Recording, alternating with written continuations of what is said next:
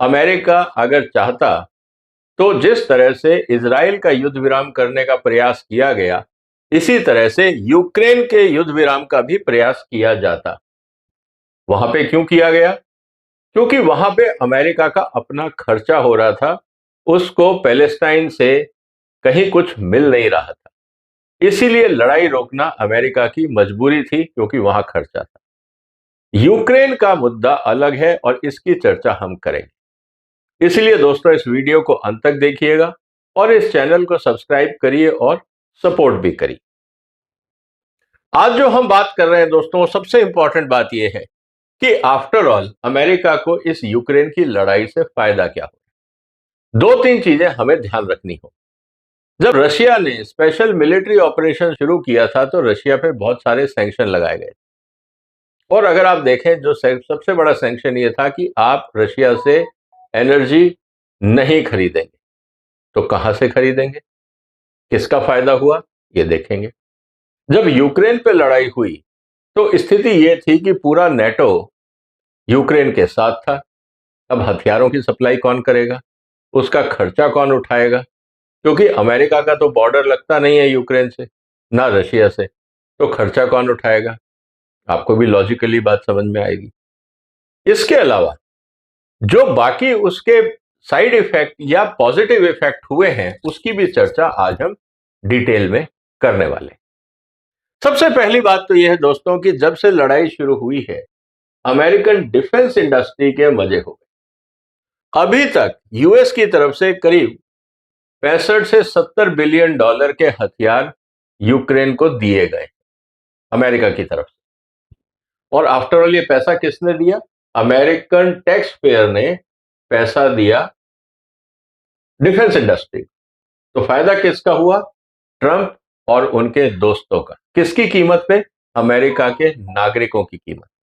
दूसरी तरफ ये तो जो गवर्नमेंट टू गवर्नमेंट सपोर्ट था वो था ही था, उसके अलावा जो यूरोप ने और यूक्रेन ने हथियार खरीदे, अगर आप उसका हिसाब लगाएं तो डिफेंस एक्सपोर्ट अमेरिका का करीब 29 से 30% बढ़ा है। और इस साल 2024 की अगर हम बात करें, जब से लड़ाई चल रही है, 2024 में जो अमेरिका का डिफेंस एक्सपोर्ट है वो बढ़कर 318 बिलियन डॉलर हो। इसका मतलब ये है कि कुल मिला के अगर हम देखें तो जो बड़ी कंपनियां हैं, जिसको हम डिफेंस प्रोडक्शन हाउसेस बोलते हैं, उन सब के मजे हो रहे हैं मिलिट्री इंडस्ट्रियल कॉम्प्लेक्सेस। अब इसके अलावा अमेरिका ने सैंक्शन लगाया कि रशिया से कोई तेल नहीं खरीदे। तो क्या हुआ? अमेरिका ने तेल बेचना शुरू किया। अल्टीमेटली अमेरिका का जो 48% जो सप्लाई है, जो पहले यूरोप पूरी तरह से रशिया से लेता था, अब करीब 48 से 50% सप्लाई अमेरिका से यूरोप जा रही है। और जो एक्सपोर्ट है अमेरिका का, वो पहुंच गया है करीब 320 बिलियन डॉलर, जो ये मार्केट नहीं थी पहले उनके पास। तो इस लड़ाई से फायदा किसका हुआ? अमेरिका का। नुकसान किसका हुआ? यूरोप का। कितना हुआ वो आप मेरा दूसरा वीडियो देख सकते हैं, जिसमें मैंने ये बताया है कि यूरोप का कितना नुकसान हुआ है और अल्टीमेटली इस पूरी लड़ाई में कौन किसको चूना लगा रहा है या मूर्ख बना रहा है, इसको समझना बहुत जरूरी है। रही बात फाइनेंशियल एड की, अब कुल मिला के सारे देशों ने मिलकर यूक्रेन को फाइनेंशियल एड दी ताकि वो लड़ाई में अपने आप को सस्टेन कर ले। फाइनेंशियल एड दी तो उनको हथियार भी चाहिए थे, तो अल्टीमेटली हथियारों का पेमेंट दूसरे देशों ने किया और हथियार खरीदे गए अमेरिका से। करीब 30 बिलियन डॉलर का जो डायरेक्ट बजट सपोर्ट है गवर्नमेंट को दिया गया और यूक्रेन सरकार को। इससे अमेरिका का इन्फ्लुएंस बढ़ा और यूरोप को तो पता है कि बगैर अमेरिका की सपोर्ट के इस लड़ाई में वो अकेले खड़े नहीं हो सकते। तो मजबूरी में उनको भी आर्थिक सहायता यूक्रेन को देनी पड़ी। तो कुल मिला के अभी तक 182 बिलियन डॉलर यूक्रेन को दिए गए हैं। और ये पैसा कहां गया? ज्यादातर हथियारों की खरीद में और बाकी दवाइयों और फूड सप्लाईज के अंदर। अल्टीमेटली वो कहां से आया? कुछ यूरोप से और बाकी अमेरिका से। इसके अलावा जो स्ट्रेटेजिक लिवरेज हुआ। अब जब से यूक्रेन की लड़ाई चल रही है तब से ये बात चल रही है कि हमें नेटो को स्ट्रेंथन करना है, नहीं तो रशिया नेटो के देशों पे आक्रमण कर सकता है। और ट्रम्प साहब ने कहा कि जो अभी तक आप 2% अपना जीडीपी का डिफेंस में लगा रहे हैं, इसको बढ़ा के 5% करिए। और अल्टीमेटली आप हथियार खरीदिए अमेरिका से, क्योंकि आप चाइना से तो खरीदेंगे नहीं, रशिया से भी नहीं खरीदेंगे, यूरोप में सब कुछ बनता नहीं, तो अल्टीमेटली आपको अमेरिका से हथियार खरीदने। इसका फायदा क्या हुआ? करीब 120 बिलियन डॉलर के हथियारों का ऑर्डर अमेरिका की कंपनियों को यूरोप की तरफ से मिला है। तो 120 बिलियन डॉलर का ये फायदा भी अमेरिका को हुआ, और जो बजट एनहांस हुआ डिफेंस के लिए यूरोप में, उसका सीधा लाभ मिलिट्री इंडस्ट्रियल कॉम्प्लेक्स जो अमेरिका के हैं उनको मिल रहा है। इसके अलावा जो टोटल एसेट्स हैं इस समय, अगर हम ध्यान से देखें तो करीब 19 ट्रिलियन है अमेरिका के, जो अमेरिका के ईयू में एसेट्स हैं। इसका मतलब क्या है कि 64% जो अमेरिकन कंपनीज हैं उनके एसेट्स इस समय यूरोप में। इसका फायदा यह हुआ कि अगर यूरोपियन यूनियन को अपनी इकोनॉमी को सस्टेन करना है तो अमेरिकन कंपनीज को प्रॉफिट देना होगा, रिफॉर्म्स करने होंगे, मार्केट शेयर उनका बढ़ेगा। ओवरऑल जो ईयू की डिपेंडेंसी है वो अमेरिका पे, एक तरफ डिफेंस में और दूसरी तरफ इंडस्ट्रियलाइजेशन में अमेरिका पे बढ़ती जा रही। तो जो यूरोप अपने आप को एक महाशक्ति के रूप में दिखाना चाह रहा था, वो काफी हद तक कमजोर हो गया। इसके अलावा जो पॉलिटिकल एडवांटेज मिला अमेरिका को, जिसका फायदा वो हर जगह उठा रहे हैं, चाहे वो भारत पाकिस्तान की लड़ाई के बीच में हो या इजराइल के मुद्दे को लेकर हो, ईरान का मुद्दा है, अब वेनेजुएला का एजेंडा बन रहा है, चाइना ताइवान का मुद्दा है। हर जगह अमेरिका भी ये प्रूव करने की कोशिश कर रहा है कि देखिए, उनसे अच्छा मीडिएटर और नेगोशिएटर पीस प्रोसेस के लिए कोई हो नहीं सकता। इससे फायदा ट्रंप को ये हुआ कि भाई उनका जो पॉलिटिकल बेस है उसको ये लगता है कि ट्रंप साहब बहुत मेहनत कर रहे हैं और कुछ अच्छा काम कर रहे हैं, लड़ाइयां रुकवाने का काम कर रहे हैं। और दूसरी तरफ यूक्रेन की मजबूरी है बार बार जाके अमेरिका के पास, और यूरोप की मजबूरी है जाके अमेरिका के से बात करें कि किसी तरह से इस लड़ाई को रुकवाया जाए। तो कुल मिला के पॉलिटिकल गेन भी ट्रंप साहब उसका पूरा फायदा उठा रहे हैं। एक और इंटरेस्टिंग चीज जो जनरली अखबारों में नहीं आती है वो ये कि अमेरिका की जो डिफेंस कंपनियां हैं, जो नया वो डेवलपमेंट कर रही हैं, जैसे आज हम बात कर रहे हैं ड्रोन्स की, नए रेडार्स की, एंटी एयरक्राफ्ट सिस्टम्स की, एंटी ड्रोन सिस्टम्स की, ये सब डेवलप करके इनका इस्तेमाल किया जा रहा है यूक्रेन में।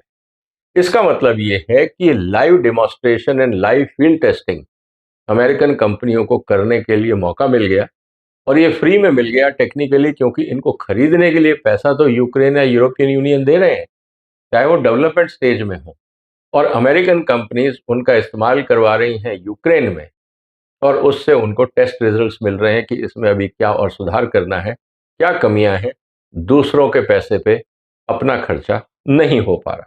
तो इससे जो स्ट्रेटेजिक एडवांटेज अमेरिका उठाना चाह रहा है, वो भी यूरोप के अंदर उनको यूक्रेन की तरफ से एक रेडी टेस्ट फील्ड मिल गया है, जहां पे वो इस तरह का काम कर रहे हैं।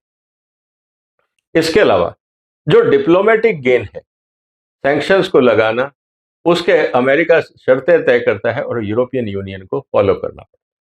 अब ये बात अलग है कि यूरोप के लिए मजबूरी ये है कि बगैर अमेरिका के यूक्रेन की लड़ाई में वो सस्टेन नहीं कर सकते।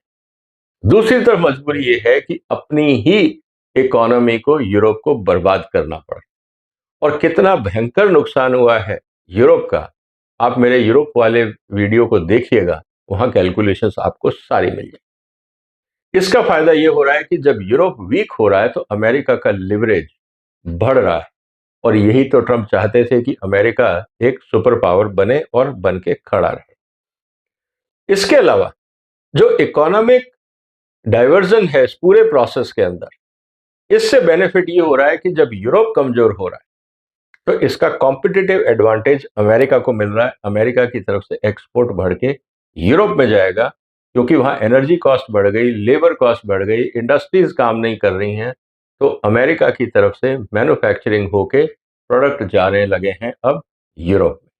और ये हमें देखने को मिल रहा है कि इसीलिए अमेरिकन कंपनीज भी अब थोड़ा ज्यादा यूरोप के अंदर एग्रेसिव हो रही।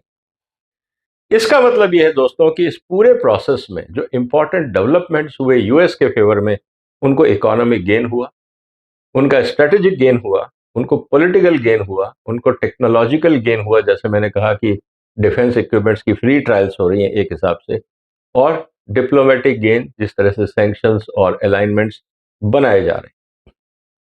इस पूरे प्रोसेस को अगर हम थोड़ा और देखें, समराइज अगर करना चाहें, तो इकोनॉमिक गेन जो हुआ है वो $185 बिलियन एड गया है यूक्रेन को अभी तक। स्ट्रेटेजिक रिटर्न जो अमेरिका को मिला है, अगर हम देखें डिफेंस सेल में, क्रूड सेल में, बाकी एक्सपोर्ट्स को लेकर, तो करीब उम्मीद ये है कि 800 से करीब $1.5 ट्रिलियन, जब ये लड़ाई पूरी तरह से खत्म होगी, उसके बाद फिर रिकंस्ट्रक्शन होगा, उसमें भी अमेरिकन कंपनीज को कॉन्ट्रैक्ट्स मिलेंगे, तो उम्मीद ये है कि करीब $800 बिलियन से लेकर $1.5 ट्रिलियन तक अमेरिका को इस यूक्रेन की लड़ाई से फायदा होगा। तो जितना यूक्रेन में नुकसान होगा, उतना यूरोप को यूक्रेन को ग्रांट देना पड़ेगा, और ये सारा पैसा फिर कॉन्ट्रैक्टर्स के पास जाएगा रिकंस्ट्रक्शन को लेकर, और अमेरिका उसमें एक बड़ी भूमिका निभाएगा। इस बात को हमें ध्यान में रखना चाहिए। जो एनर्जी मार्केट काफी सबड्यूड थी अमेरिका की, कोई लेना नहीं चाहता था फॉर वेरियस रीजन, आज वो $300 बिलियन से ऊपर हो गई। जियो पॉलिटिकल इन्फ्लुएंस काफी बढ़ गया है। तो ओवरऑल अगर हम देखें, तो ये जो यूक्रेन वॉर है, ये अमेरिका के लिए एक फायदे का सौदा हुआ। ऐसी स्थिति में नुकसान किसका हुआ? जैसा मैंने कहा कि ईयू का, और जो गेन है, चाहे वो मिलिट्री है, इकोनॉमिक है, डिप्लोमेटिक है, जियोपॉलिटिकल, ये सारा फायदा अमेरिका को हुआ। अगर कल को यूक्रेन वॉर बंद हो जाती है, तो अमेरिका की जो मिलिट्री इंडस्ट्रियल कॉम्प्लेक्सेस हैं, उनको हथियारों के ऑर्डर कौन देगा? इसीलिए अगला फ्रंट ईरान खोलेगा, क्योंकि ईरान के ऊपर अगर आक्रमण किया जाता है, तो आसपास के जितने भी मिडिल ईस्ट के देश हैं, वो अपने यहाँ पे एयर डिफेंस मजबूत करेंगे, उनको मिसाइलें चाहिए होंगी, एयरक्राफ्ट चाहिए होंगे, सब कुछ चाहिए होगा, फिर उनकी दुकानदारी चलने के लिए। इसीलिए दोस्तों, जब तक अमेरिका इस दुनिया में है, आप ये उम्मीद मत करिए कि वहां पूरी दुनिया में कहीं पे भी पूर्ण रूप से शांति हो। कहीं ना कोई बवाल जारी रहेगा, क्योंकि बिजनेसमैन को तो धंधा चाहिए, प्रॉफिट चाहिए। अमेरिका के राष्ट्रपति बिजनेसमैन हैं, और नहीं भी होते हैं तो बिजनेसमैन के हिसाब से ही काम करते हैं। चाहे वो हमने बुश को देखा हो, ओबामा को देखा हो, बिल क्लिंटन को देखा हो, ट्रंप को हम देख रहे हैं। कुल मिला के जब तक अमेरिका के आर्थिक हित और मिलिट्री इंडस्ट्रियल कॉम्प्लेक्सेस सलामत हैं, जिंदा हैं, लड़ाइयां होती रहेंगी। नहीं होंगी तो क्रिएट की जाएंगी। इस बात को हमें समझना होगा, और इसीलिए हम कह रहे हैं कि जो बिजनेस ऑफ वॉर है, ये बहुत ही प्रॉफिटेबल। आपकी क्या राय है? जो भी आपके विचार हो, कमेंट बॉक्स में लिखिए, इस वीडियो को शेयर करिए, इस चैनल को सपोर्ट करिए, सब्सक्राइब करिए। फिर मुलाकात होगी एक और महत्वपूर्ण मुद्दे के साथ। तब तक अपना ध्यान रखिएगा। फिलहाल वंदे मातरम।